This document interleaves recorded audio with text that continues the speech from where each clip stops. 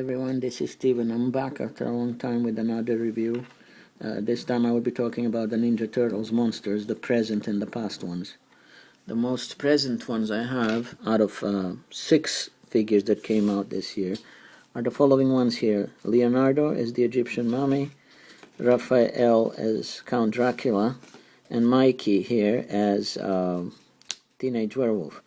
The 3 that are not in this display as of yet, it would be Donatello as Frankenstein monster, Raphael as a monster hunter, and Leonardo as a monster hunter. Anyway, let's just start talking about the ones that are here. So from the new line that came this year, we have Leonardo as the Egyptian mummy. It's pretty much your regular Ninja Turtle figure, except have some monster costumes, in this case bandages or an Egyptian mummy molded on. And articulation is pretty much what you would expect. In regards to legs, can do a split of a sort, and can bend in the knees, and has articulation in the wrist, elbow, and shoulders. And the head can turn left to right. He came with one particular weapon only instead of 2, which doesn't make a whole lot of sense. But anyway, he came with a sword instead of his ninja sword, and this sword is sort of an Egyptian-themed sword. He also came with this rubbery cobra snake that's wrapped around his body, and this snake can be adjusted to be pushed more up the body or simply taken down all the way over the legs. He also has this golden scarab molded onto his right leg. It cannot be removed, and other than that, he has interesting little details about the bandages being wrapped up all around him to impersonate an Egyptian mummy who came to life. So that would be as far as Leonardo goes. Now to just show you the next figure in this lineup, and that would be Raphael. He seems to be the most popular of all of them that came out in the wave, because I always see maybe barely one of him and a lot of the other ones. He is supposed to represent Count Dracula.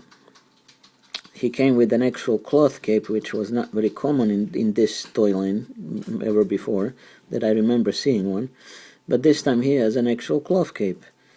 And the articulation is partially limited due to the cape being attached to the elbows, and the fact that this coat he's wearing is made of hard plastic. Other than that, he also came with a sai shaped like a vampire stake, with which you use to kill the vampires, and another one that's actually not a sai, but literally shaped like an actual wooden stake. Aside from that, he also came with a third accessory, which is this bat that has a Ninja Turtle head on top of it, and it can be clipped on the elbows, either left or to the right, as a sort of an additional accessory. The detail on his jacket is painted on. The upper part of the cape, meaning the chain around the neck and the hood area, are made of plastic.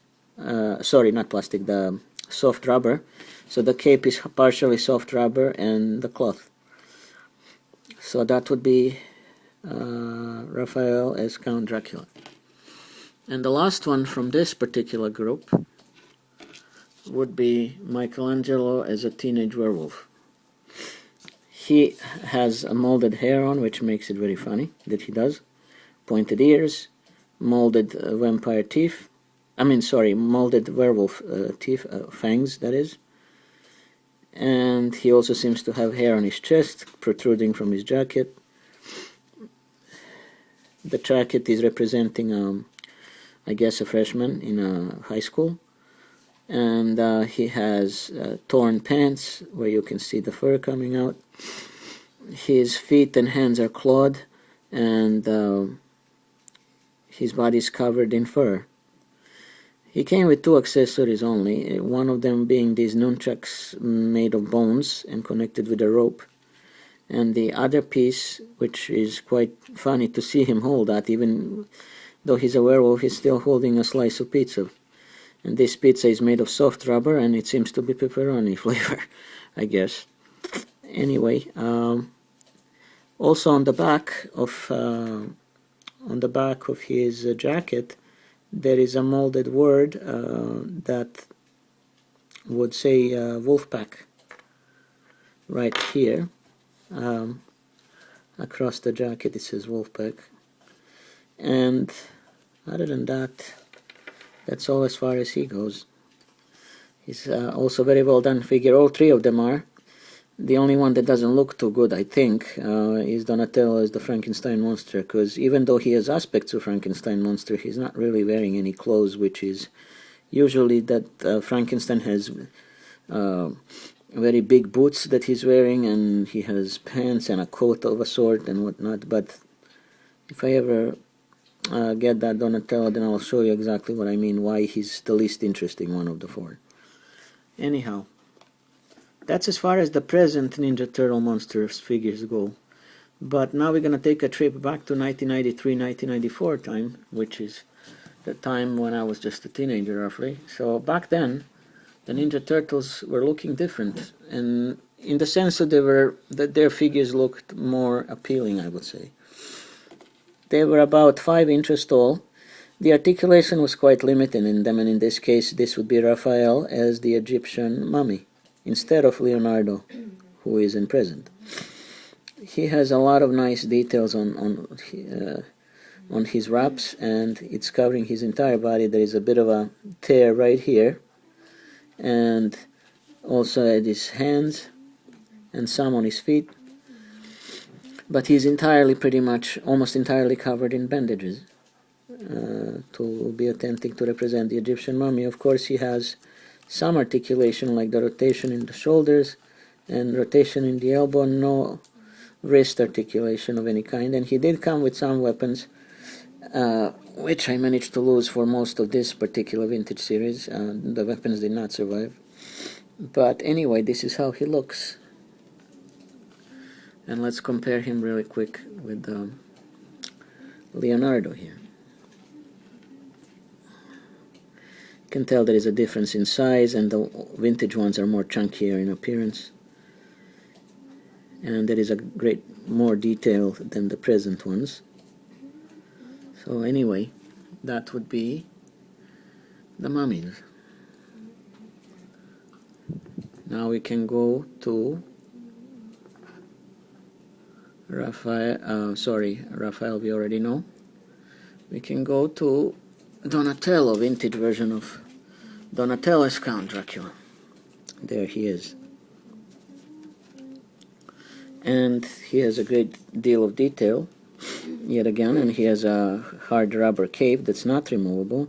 He has much bigger fangs than his counterpart, Raphael, who is a Dracula in the present toyline.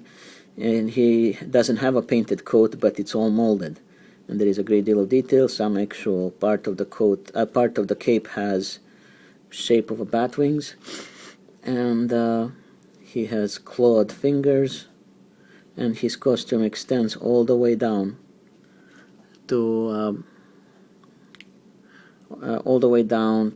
his feet.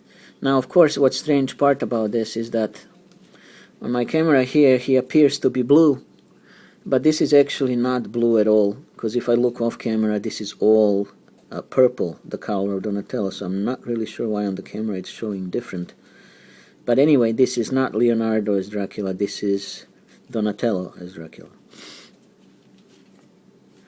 Anyway, he also came with some weapons back then, but again, as usual, the weapons did not survive the time.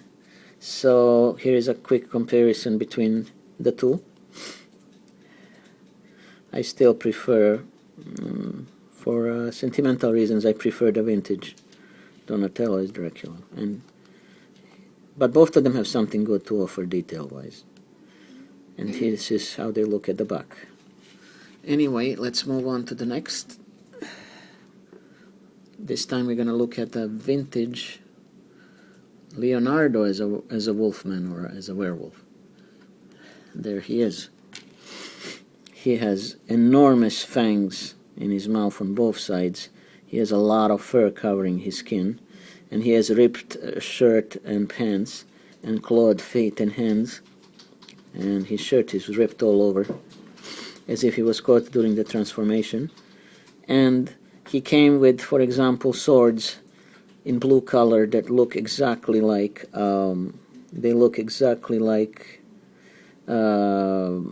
type of swords that, let's say, werewolf would wear, because would carry in combat, because the handles of those swords are made of bone, or they resemble bones, and then the actual blade attached on top. But anyway, the articulation is again quite limited, because this is an old vintage toy where the articulation was not yet fully developed. But we can compare him here to Mikey as a werewolf. So they went with two different ideas. Leonardo here is more representative of the original vintage Wolfman in the black and white movies, Lon Chaney Jr., who was one of the first actors in Hollywood to impersonate a werewolf back in the 1920s and 1930s. That was before World War II in Hollywood. So this is more homage, I think, to the original look of a Wolfman. And over here we have Mikey, who is a Wolfman and a representation of a Wolfman, the way he would have appeared, let's say, in the movie Wolfman in London, and similar ones. And in one of those versions, the Wolfman was an actual teenager who managed to transform. I don't remember exactly the whole story, but he managed to transform into a Wolfman. So I think both of these are paying homage to two different versions of Wolfman on the big screen. And of course, that's why there will be quite big differences in their looks between them.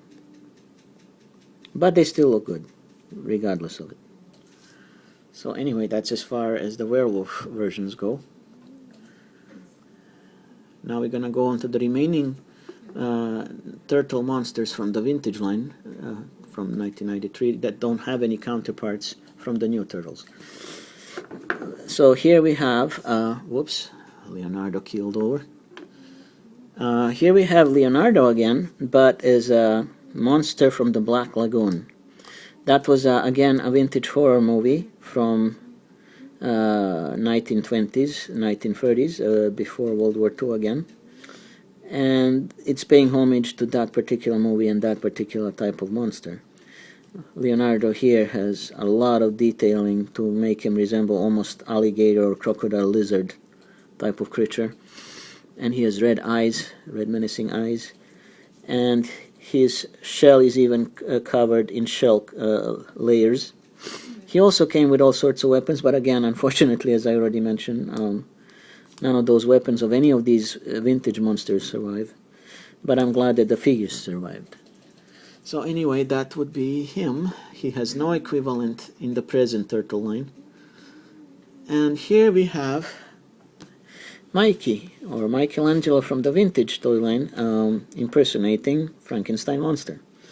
He looks dead on when in his representation of Frankenstein monster, the way legendary Boris Karloff, an American actor who portrayed Frankenstein monster for many years in the vintage black and white movies from Hollywood era, from the golden Hollywood era. Anyway, what you see here, he has heavy-duty boots with all sorts of screws molded along his body, including the arms and the knees and the ankles. He even has stitches all over his face and some on the arms, and his head and the hairstyle is shaped to look exactly like the original classic Frankenstein monster.